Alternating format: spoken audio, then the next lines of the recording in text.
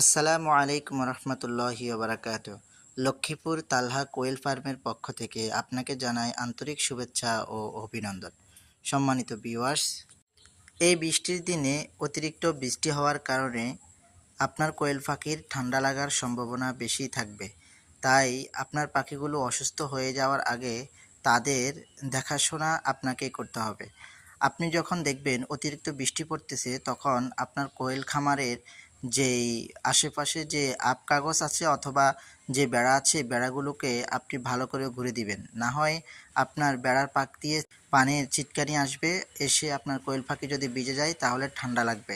এই ঠান্ডা লাগলেই কিন্তু আপনার পাখির ডিমের প্রোডাকশনগুলো অনেক কমে যাবে। তাই সঠিকভাবে যত্ন নিলে আপনার পাখির ঠান্ডা লাগবে না, আপনার পাখি সুস্থ থাকবে এবং গ্রোথ ভালো থাকবে আর বেশি বেশি ডিম দিবে।